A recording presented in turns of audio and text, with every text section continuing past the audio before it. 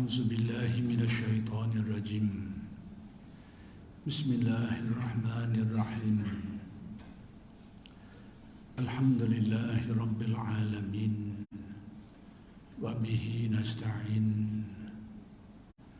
اللهم صل على سيدنا محمد النبي الأمي وعلى آله وصحبه وسلم رب اشرح لي صدري ويسر لي أمري واحلل عقدة من لساني يفقه قولي ولا حول ولا قوة إلا بالله العلي العظيم إلهي أنت مقصودي ورضاك مطلوبي أعطني محبتك ومعرفتك. Assalamualaikum warahmatullahi wabarakatuh. Alhamdulillah wa syukrulillah wassalatu wassalamu ala rasulillah amma ba'd. Pertama sekali kita bersyukur kehadirat Allah Subhanahu wa taala yang telah melimpahkan dan mengurniakan kepada kita nikmat-nikmat-Nya yang sangat banyak sehingga tidak terhitung jumlahnya. Mudah-mudahan segala nikmat-nikmat itu sentiasa dikurniakan kepada kita dan dijadikan kita orang-orang yang mensyukuri nikmat. Mudah-mudahan dengan berkat syukur bukan saja nikmat yang sedia dikekalkan tetapi ditambah lagi dengan nikmat-nikmat yang lain. Dan insya-Allah pada malam ini akan diteruskan lagi pengajian kitab Minhaj Al-Abid, kitab Sayyidus Salikin karya Syekh Abdul Samad Al-Palembani rahmatullah alaih.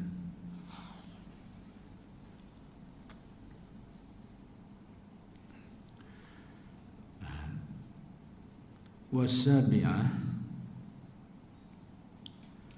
an yakuna lahu anisan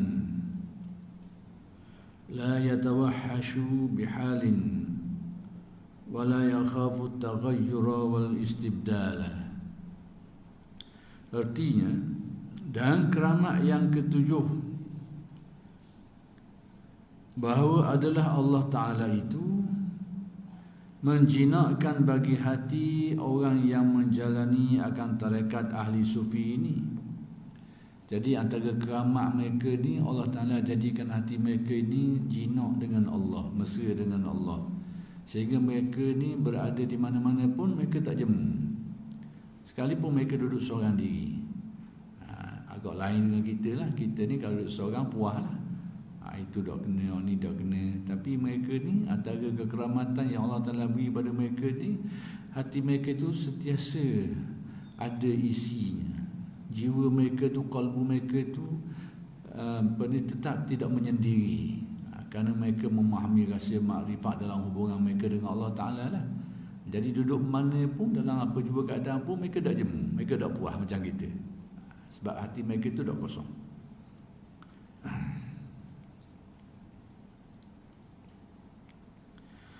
Padahal tiada liar hatinya. Jadi hatinya tu tidak liar dengan arti liar ni dengan arti bosang lah, bosang, puas itu ni tak ada. Hati mereka ni penuh dengan ketenteraman, keyakinan, mesra. Kerana hati mereka itu penuh disuluhi dengan nurul ma'rifah ni, menyebabkan hati mereka sentiasa rasa hubungan dia dengan Allah Ta'ala ni. Jadi tak rasa duduk seorang dia ni. Jadi tak akan rasa jemu, puas, tak ada. Itu nak tahu tanda kekeramatan, antara kekeramatan yang diberikan Allah kepada mereka ni. Dan tiada takut dengan sebab sesuatu hal. Demikian juga Allah Ta'ala jadikan hati mereka ini tidak dipengaruhi oleh sifat takut. Sesuatu benda yang menakutkan orang tidak menakutkan dia. Jadi itu antara kelebihan dia lah. Dan tiada takut ia akan berubah kelakuannya itu. Demikian juga dia tak ada kebimbangan tentang perubahan-perubahan yang berlaku, apa saja perubahan termasuk pada dirinya itu. Sebab apa?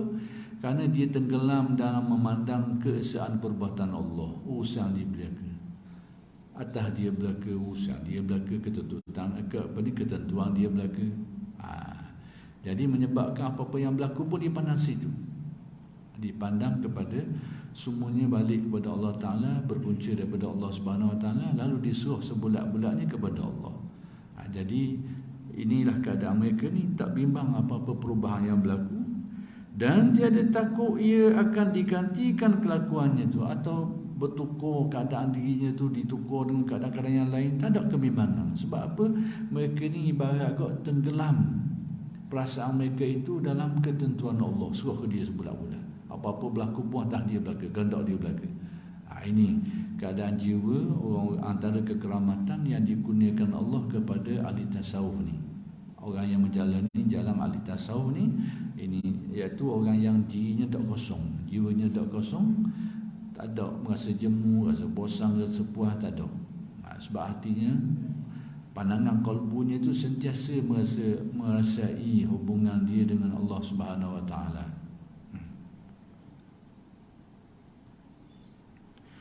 Wasamina izun nafsi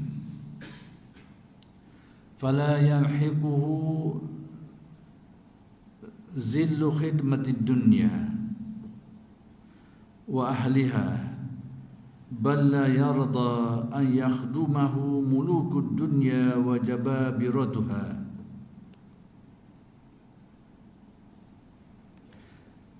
Artinya, dan keramat yang ke-8,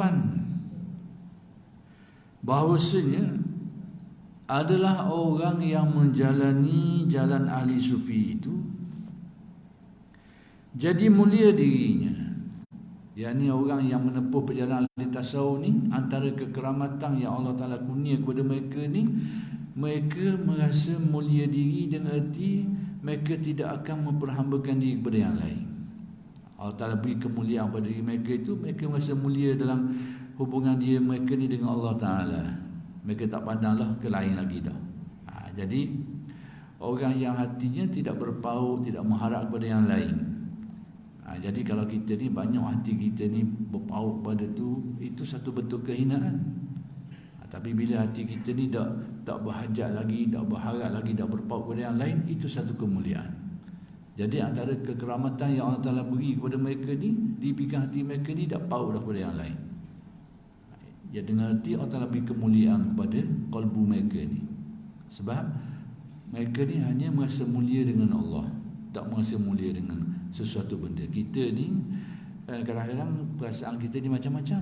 Ada orang merasa mulia dengan orang yang berkedudukan, maka dia akan usahalah untuk mendekatkan diri dengan orang yang berkedudukan. Setengah orang tu dia rasa mulia dengan harta, dengan dengan kekayaan, maka dia berusahalah ke arah untuk mendapatkannya. Sebab apa? Kerana dia merasa mulia dengan sesuatu tu.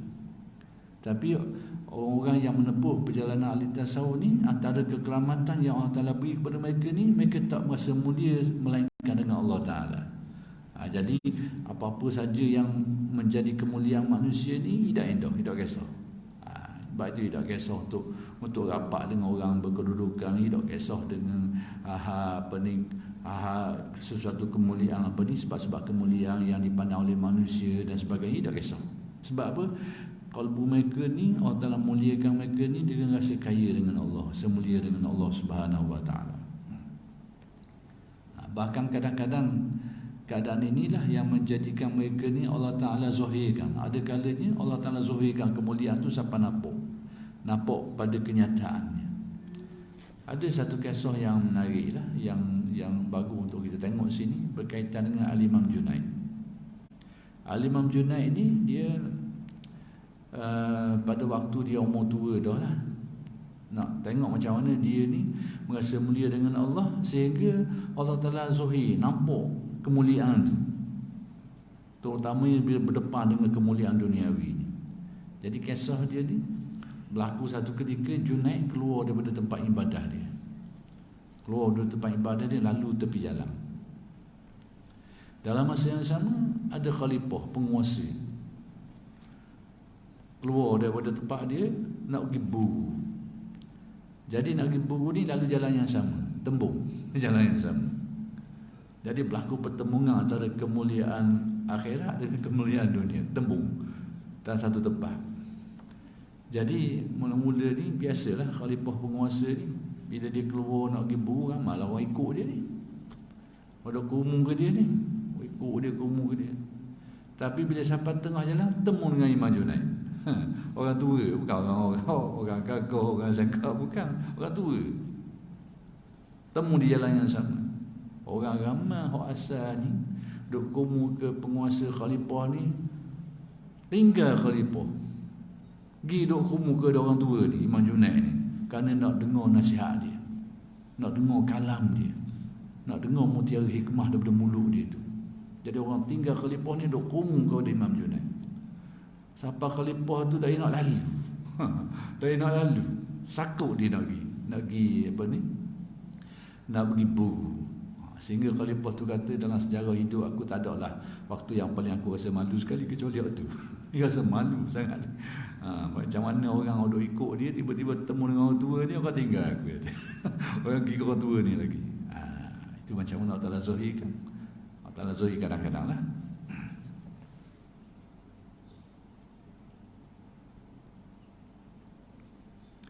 Jadi mulia dirinya itu yang tidak pandang kepada yang lain, kerana mereka masih mulia dengan Allah.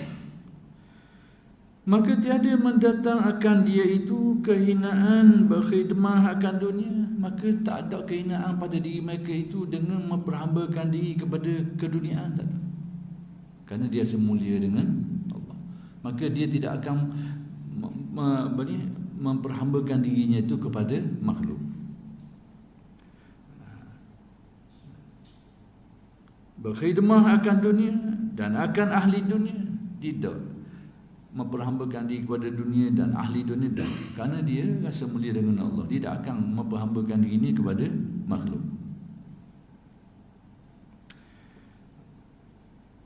Tetapi lagi mulia bahawa tiada ia redha bahawasanya khidmatkan dia itu oleh segala raja-raja di dalam dunia. Bukan saja dia tidak memperhambakan diri kepada penguasa-penguasa, orang-orang yang kaya-raya, orang yang berkedudukan berjawatan. Bukan saja dia tidak memperhambakan diri kepada mereka itu, bahkan dia pun tak suka orang yang memperhambakan diri kepada dia. Begitu. Kerana sebab apa? Kerana hati dia itu rasa mesra, rasa mulia dengan Allah Subhanahu Wa Taala. Allah Taala isikan kalbunya itu dengan perasaan-perasaan makrifat ni, sehingga rasa mulia dengan Allah. Dan tiada suka ia bahawa khidmatkan akan dia oleh orang yang besar-besar. Tidak suka raja-raja, orang besar berkhidmat kepada dia. Zaman Khalifah Harun al-Rashid, ada seorang tokoh sufi besar, kalau tak silap Bishal al-Hafi, kalau tak silap saya. Jadi sampai tahap khalifah kalau ada hajat, khalifah pergi cari dia. Pergi cari dia. Padahal ghalibnya dia akan panggil lah orang ni, kerana dia keperluan apa-apa dia akan panggil orang ni untuk menghadap dia dan sebagainya. Tapi dia tak mari sekarang. Akhir kali khalifah pergi tempat dia cari. Khalifah pergi pun dia tak pernah terima mana, tak pun jumpa. Sampai begitu.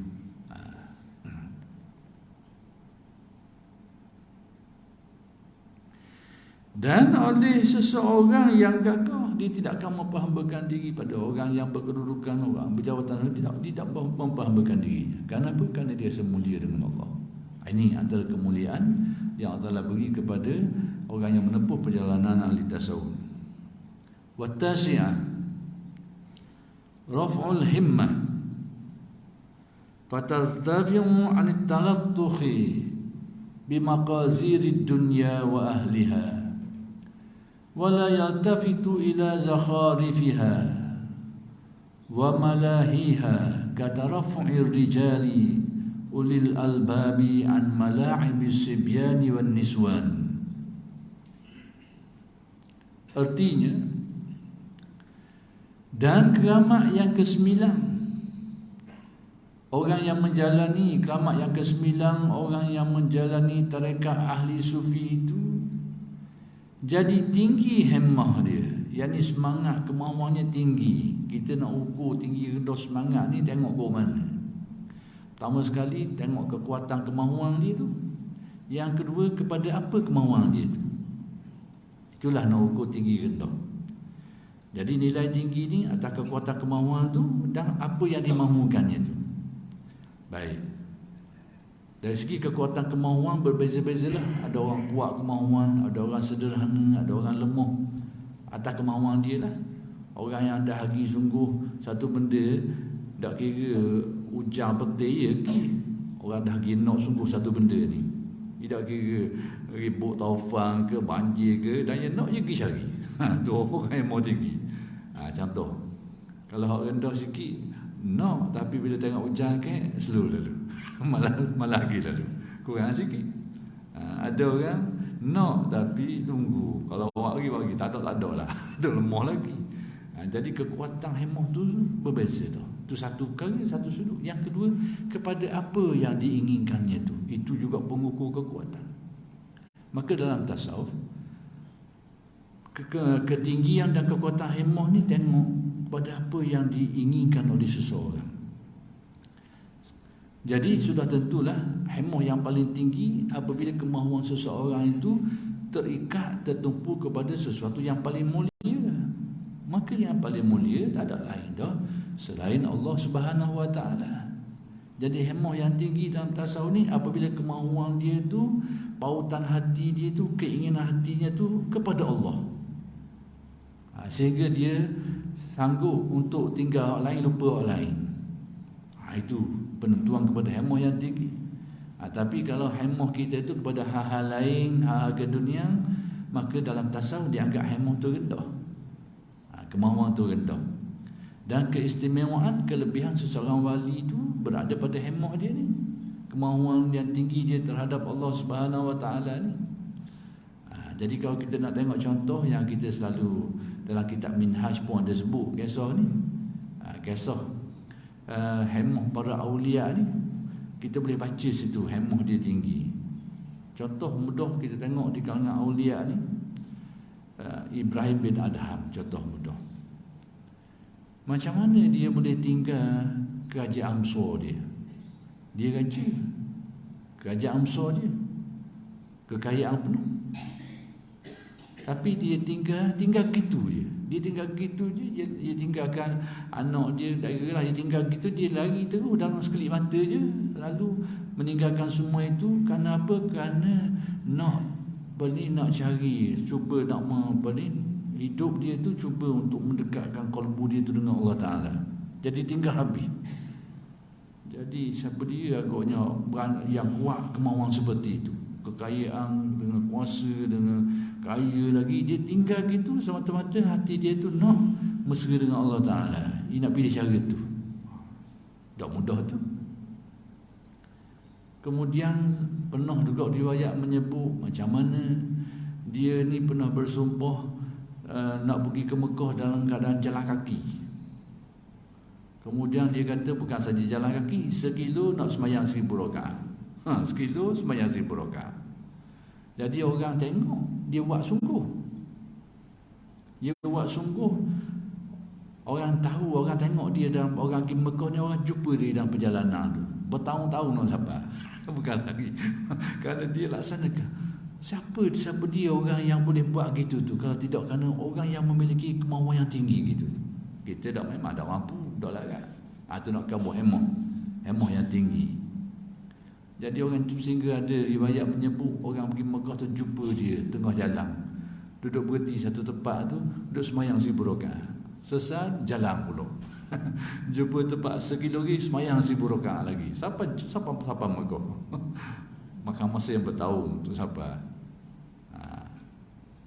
Jadi itu nak gambar orang hemah dia. Dia boleh buat apa yang kita tak boleh buat. Dia mampu buat. Dan kita baca kisah para awliya, iaitu mereka ni kadang-kadang termasuklah Syamdul Qadir dan ramai lagi, bukan Syamdul Qadir saja, ramai lagi tokoh-tokoh tasawuf. Mereka ni sembahyang subuh dengan wuduk sembahyang isyak 40 tahun. 40 tahun. Sembahyang subuh dengan wuduk sembahyang isyak 40 tahun. Jadi Allah Ta'ala beri kemuliaan hemah yang tinggi sehingga dia boleh tepuh benda tu yang kita memang tak mampu. Kalau kita kau jelek lah kita ni, kenapa gitu? Tapi kita kena faham lah, ada satu pedoman. Jadi saya takut kau orang salah faham dalam cerita-cerita ni. Ini kisah yang berlaku pada awliya yang diriwayatkan dalam kitab-kitab manakib mereka tu. Jadi bukan kisah dongeng lah. Kisah ni ada periwayatan dia dalam kitab-kitab manakib, dalam kitab-kitab tabaqat dan macam-macam kisah dia mereka ni ada. Cuma dibimbangi takut orang salah faham. Jadi saya nak beritahu bahawa apa yang berlaku pada mereka ni merupakan karamah. Disebut karamah. Apa dia karamah? Satu kemuliaan yang Allah Ta'ala beri kepada mereka ni yang tak ada pada orang. Satu, kita kena faham gitu. Hak semayang 40 semayang 40 tahun, semayang subuh dengan wuduk semayang isyak.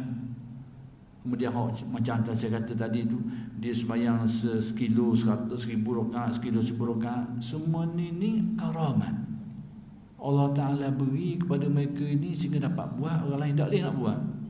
Satu, kita kena faham karamah. Bila sebut karamah ni, tahu sajalah bukan diperoleh oleh semua orang. Jadi dengan erti bila kita baca kisah-kisah ni, itu bukan kita disuruh buat gitu. Inilah yang menjadikan setengah orang, setengah asyik duduk mengaji, kadang-kadang tak ada pedoman kok, dia tiru duduk sekarang gitu. Agak mula lah, bila tiru gitu agak mula. Akhir sekali macam-macam jadilah. Akal ada apa sihat lah, inilah macam-macam. Apa? Dia duduk tiru tu, nak suruh juga dia biar apa ni, boleh buat begitu. Padahal itu bukan untuk ditiru, bukan untuk kita ikut. Cuma nak beritahu karamah, kemuliaan yang Allah Ta'ala beri kepada mereka ni. Allah Ta'ala beri kemuliaan kepada mereka ni, bukan untuk suruh tiru. Jadi bila kita baca, kita faham. Jadi para ulama' mengarang kitab-kitab menyebut tentang perkara ni ada tujuan dia lah. Cuma kita bimbang takut orang salah faham, dia ikut pasal tadi tu. Sehingga adalah macam-macam lah. Adalah yang cuba nak ikut pasal-pasal gitu tu. Itu bukan disuruh. Cuma nak maklumkan saja sebab benda ni berlaku. Dan banyak lagi lah kisah-kisah yang berlaku pada awliya. Al-Imam Asy-Syafi'i baca Quran sekali sehari. Dia baca Quran ni sekali sehari. Dah hidak makan, hidak tidur. Cik kita tengah baca tengok, baca laju. Baca laju pun lolos dah nak berhabis ke suti Quran. Itu tu orang pasih tu, ada pasih, tak tahulah, orang pasih baca. Bulan Ramadan 2 kali sehari dia baca Quran ni agaknya. Dan benda ni benda orang lain tak nak buat. Sebab apa? Ingat tadi, karamah, satu kekeramatan. Perkara memang aneh, memang luar biasa, memang pelik. Maka tak heranlah bila ada sahabat-sahabat kita daripada kelompok-kelompok Salafi Wahabi ni, bila dengar cerita-cerita ni, ia mikir yedak-yedak ke. Setengah tu label selalu, ini cerita karu, tak masuk akal. Memang tak masuk akal. Sebab keramat memang tak masuk akal pun.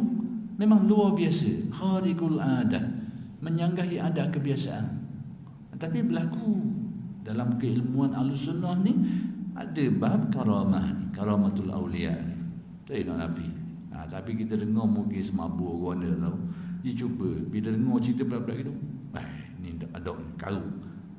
Cara mudah kok, tolak cerita anggap ini kisah karut lah ni. Kisah karut, cerita palsu, cerita dongeng lah, macam-macam. Kita kena faham kedudukan benda ni apa benda. Sebut saja karamah, tahulah. Perkara aneh luar biasa yang Allah Ta'ala beri kepada golongan hamba-hambanya yang dia kasih di kalangan awliya. Jadi tak pelik lah kalau kita mengaji disiplin ilmu Ahlussunnah wal Jamaah, tak pelik benda ni. Dan kita ada pedoman lah, bukan nak suruh buat gitu. Benda tu bukan kita disuruh ikut benda gitu tu. Jadi saya sebut ni supaya kita faham kedudukan ni lah. Itu yang macam-macam lagi yang aneh-aneh tu berlaku.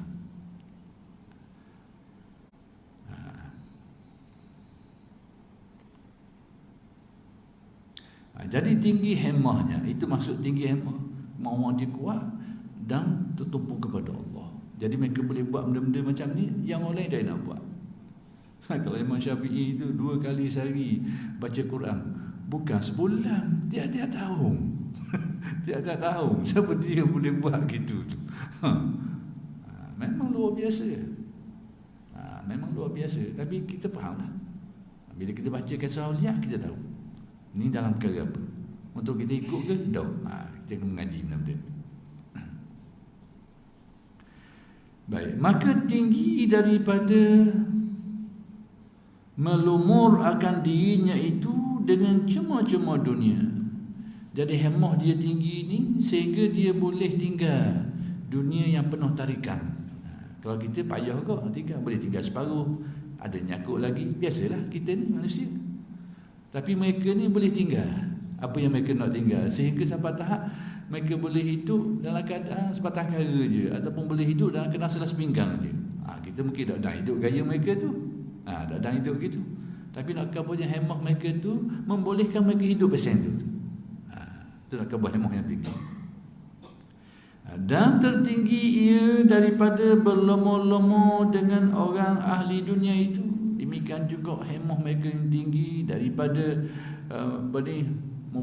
bergaul, berhubung dengan ahli-ahli dunia ni. Mereka boleh tinggal, mereka boleh menjauhkan diri daripada mereka itu, sekalipun orang label macam-macam. Tapi mereka boleh sebab apa? Mereka ada kemahuan yang tinggi yang boleh mereka buat gitu.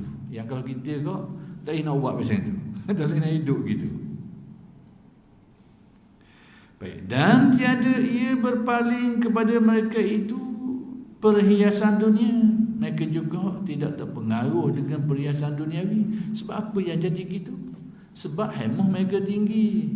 Kerana hati mereka itu memandang kebesaran Allah, lebih yakin kepada Allah, lebih percaya kepada Allah. Lalu hal-hal lain pada mereka mudah ditinggalkan. Kita yang sakut kuat tu, sebab benda tu kuat mencekang hati kita. Jadi payah kita nak tinggal. Tak apalah, kau dah masing-masing lah. Tapi nak kabarnya, sebab apa kita jadi payah nak tinggal? Sebab kuat kaitan tu dengan kalbu kita. Maka bila benda tu rela sikit-sikit, maka dengan sendiri tu akan rela. Jadi tasawuf ni, kita kena faham bahawa hakikat tasawuf itu adalah penyucian kalbunya tu. Sehingga terlepas ikatan keduniaannya itu, berpaut hati dengan Allah, rasa mulia dengan Allah. Itu sebenarnya tasawuf. Ada pun setengah yang digambarkan oleh orang tu, tasawuf ni disamakan dengan papa kedana, disamakan dengan kemiskinan. Itu tafsiran salah, gambar yang keliru. Sekalipun wujud dalam dunia tasawuf ni, dalam sejarah tasawuf, ada tasawuf yang miskin, tapi tidak berarti tasawuf tu jadi miskin. Tidak berarti tasawuf tu sama dengan kemiskinan, kepapuan dan sebagainya. Itu tafsiran yang keliru. Yang kita pun fahamlah punca orang jadi gini ni kerana dia tengok sejarah setengah ahli tasawuf, setengah, sebahagian yang secara kebetulan mereka ni hidup miskin. Lepas tu buat generalisasi lah, tasawuf gini, tinggal habis dunia, hidup dalam kemiskinan. Itu kesimpulan yang sekerat, separuh matang, tak masuk molek. Dia dah tengok keseluruhan cerita ahli tasawuf. Jadi tafsiran itulah yang menyebabkan pandangan tasawuf tu jadi keliru. Sehingga sekali orang kait tasawuf ni buang dunia. Ada orang cuba membayangkan tasawuf ni duduk tak kubur, nak tunggu jatuh dalam je. Dia juga macam gitu. Tasawuf ni pun dia duduk tak kubur je, dia tunggu jatuh dalam je. Masya Allah. Cuma akalan-akalan sakit belaka ni.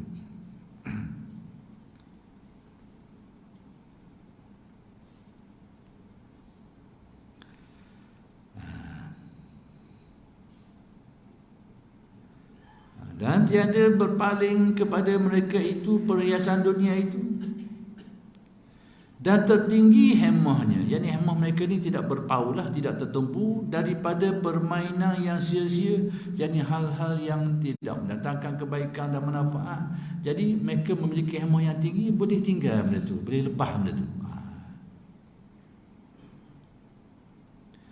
Yang melupakan, yakni yang melalaikan dia. Seperti tertinggi orang yang mempunyai akal itu daripada bermain-main dengan kanak-kanak. Sebagaimana orang-orang yang mempunyai akal yang matang, yang waras ni, mereka ni boleh tinggal mainan kanak-kanak, mainan budak-budak. Maka demikian juga ahli tasawuf ni, Allah Ta'ala bagi hemah yang tinggi. Mereka ni boleh meninggalkan orang yang bergeluman dengan kehidupan duniawi, mereka boleh tinggalkan. Mereka boleh menghindarkan diri. Dan sebab apa dia boleh buat? Kerana mereka ni ada kekuatan kemahuan yang tinggi, sehingga mereka boleh buat macam tu. Jadi kalau kita mungkin tak sekuat itulah.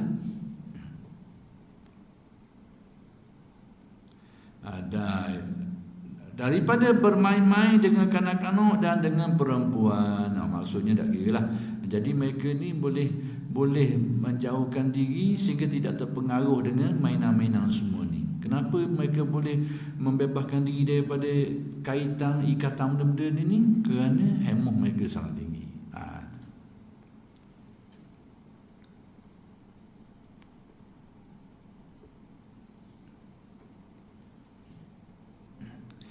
Wal ashirah ghina'ul qalbi fayakunu aghna min kulli ghina fid dunya wa la yazalu tiban nafsi fasiha sadri la yafza'uhu jadbun wa la yahummuhu azmun. Artinya, dan keramat yang ke-10, yang antara kekeramatan yang Allah Ta'ala beri kepada mereka ni, yang ke-10 ni adalah orang yang menjalani akan tarekat ahli sufi itu, iaitu kaya hati. Antara kekeramatan yang Allah Ta'ala beri mereka ni, mereka memiliki hati yang kaya. Dan inilah sebenarnya hakikat kekayaan kalau menurut apa yang diberitahu oleh Nabi SAW. Pedoman Nabi lah.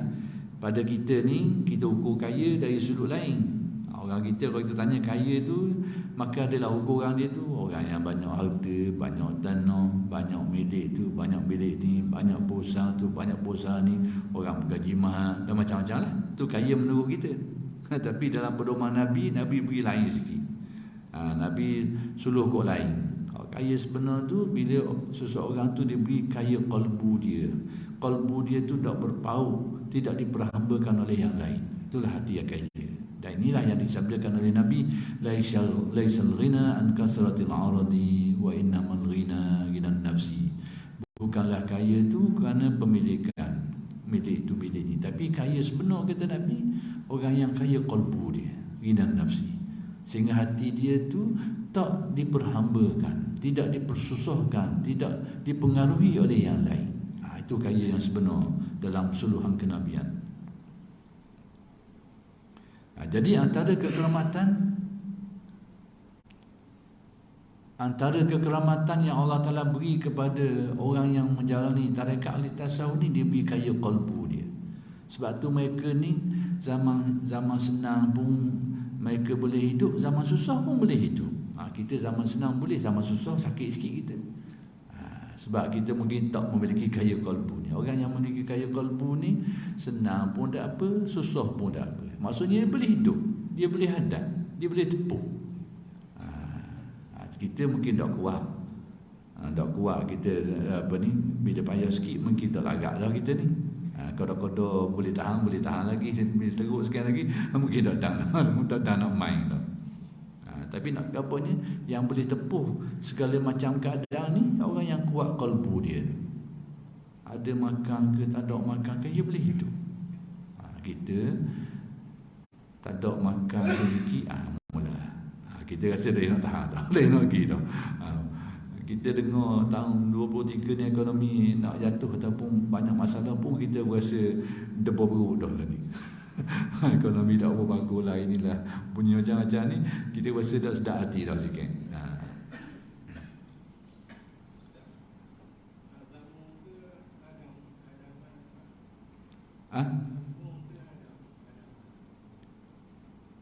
Guna mana?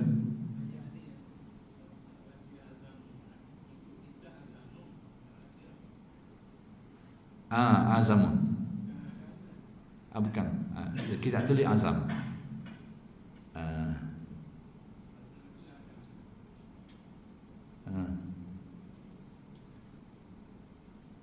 Adamun ya. Kalau tengok terjemah tu Adam lebih tepat. Tapi kitab saya ni tulis azam, salah lah. Dari segi makna perkataan ni azam ni salah. Yang tu betul tu, yang Adam tu. ketiadaan, tak ada benda. Jadi saya tak tengok lagi terjemah tadi tu. Jadi saya tengok apa yang tercetak ni memang azam dalam cetakan saya lah. Tapi azam ni tengok pada maksud yang dah disampaikan, perkataan ni salah. Adam yang betul, yang tadi tu betul. Baik. Baik, kaya hati. Baik, dan luas dada mereka. Luas dada ni dengan erti orang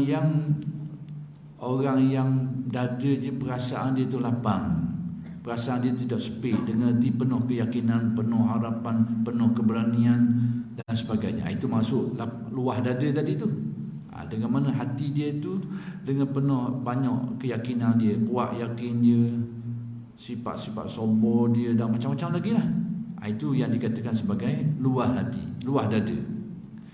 Maka adalah ia terlebih kaya daripada segala orang yang kaya.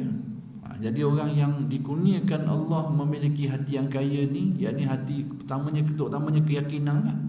Keyakinannya terhadap Allah yang kuat tu, yang menjadikan segala apa yang berlaku itu tidak mempengaruhi dia. Jadi orang macam ni dikatakan orang yang luah dada dia, iaitu hati dia tak rasa sempit. Kenapa? Kerana keyakinannya terhadap Allah. Dipandang luahnya rahmat Allah, pertolongan Allah. Kita ni dada sempit bila menghadapi kepayang, kita rasa seolah macam dunia kita ni jadi sempit. Bila mutus satu perkara, kita rasa macam hilang punca dah. Bila terhalang itu, terhalang ini, kita rasa dah macam tak nampak jalan. Itu dada sempit. Orang yang dada luah ni, bila berlaku apa-apa halangan, tetap ada keyakinan. Berlaku setuk ni adalah rahmat Allah tu. Dia nampak keluasan pandangan dia tu. Adalah ke mana-mana kami. Ataupun berlaku susah ni, adalah pertolongan ke mana-mana. Adalah rahmat ke mana-mana. Itu orang yang dada luah. Kalau dada sempit kau, mula Allah tak ada dah, padang dah, habis dah. Itu dari orang dada sempit. Jadi orang dada luah ni, iaitu menjelaskan tentang orang yang makrifat dia tu kukuh. Sehingga apa-apa yang berlaku pun tetap dia nampak laluan dia tu, dipandang. Terhalang ke mana-mana pun adalah keyakinan dia tu, adalah pertolongan Allah pergi ke mana-mana, adalah rahmat Allah ke mana-mana tu, adalah kebaikan ke mana-mana pun. Itu keadaan orang yang berdada, orang yang dikatakan sebagai luah dada. Dan terlebih kaya daripada segala orang yang kaya di dalam dunia ni. Itulah orang yang paling kaya. Sebenarnya nak tahu orang kaya sungguh, orang yang memiliki kekayaan qalbu lah. Kita tengok dalam sejarah manusia hari ni, berapa ramai orang yang kaya, akhir sekali bunuh diri pun banyak. Kaya tapi bunuh diri. Tengok dalam sejarah manusia, mana yang boleh jadi gitu tu? Nak kawal tak kaya tu. Kalau dia kaya tak kawal gitu. Hidup kaya. Kaya sebenar ni, jadi akhir sekali kalau kita tahqiq, so kita perhati molek-molek apa yang Nabi beritahu tadi tu, itulah sebenarnya. Wa innamal ghina ghinan nafsi. Kaya sebenar ni bila seseorang tu dikurniakan Allah kekayaan qalbu dia tu, dengan penuh keyakinan, dengan penuh kesukaan, kegembiraan, harapan dan sebagainya. Berapa banyak orang yang dilempahkan dengan nikmat-nikmat duniawi tapi hidup dalam keadaan penuh kedukecitaan. Berapa banyak orang yang dikurniakan dengan bermacam-macam kurniaan kebendaan tapi hidup dalam keadaan putus asa, kedukecitaan, ketakutan, kesusahan, bermacam-macam. Berapa banyak? Banyak sekali. Kalau kita perhatikan memang banyak sekali. Maka sebab tu kaya sebenar kalau dia dapat memiliki kekayaan qalbu dia. Sama ada zahir dia kaya juga ke, alhamdulillah, itu kaya dalam kaya. Ataupun ditakdirkan zahir pun taklah kaya mana, tapi tetap qalbunya tetap jadi orang yang kaya. Padahal sentiasa ia baik hati dan luas dada, dan yang tiada menggentarkan itu oleh masa kemarau. Yang ni orang yang kemarau dengan arti zaman ekonomi susah lah. Kemarau di zaman dulu, kemarau nak cucuk tanah pun tak boleh, nak tanam boleh mati.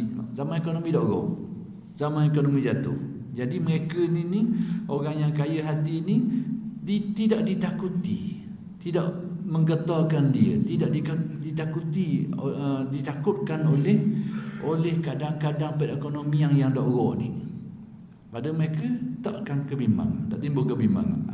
Sebab apa boleh jadi gitu? Sebab kaya hati. Sebab tu itu juga sebahagian daripada kekeramatan yang Allah Ta'ala beri kepada mereka ni. Ialah macam baru ni lah, bila kita tengok cuma berita sahabat kita ni capai separuh-separuh. Bila berlaku ialah Allah Ta'ala uji duga kita dengan COVID 2 tahun dah buat kerja.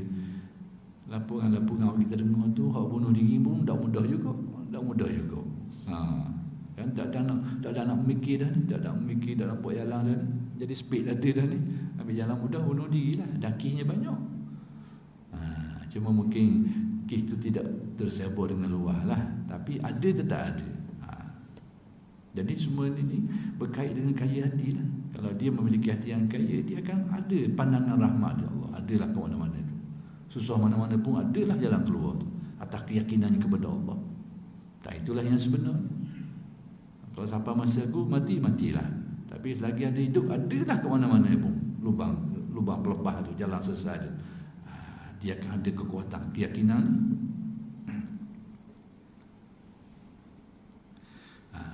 Tiada menggetarkan itu oleh masa kemarau yang sangat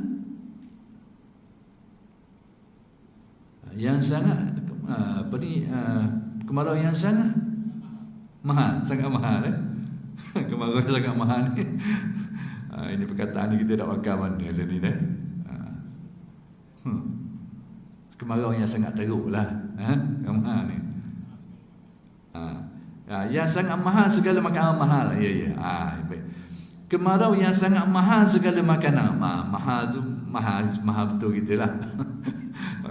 Ayat agak ni kadang-kadang perbuatan dulu. Mungkin dia ayat tua dah.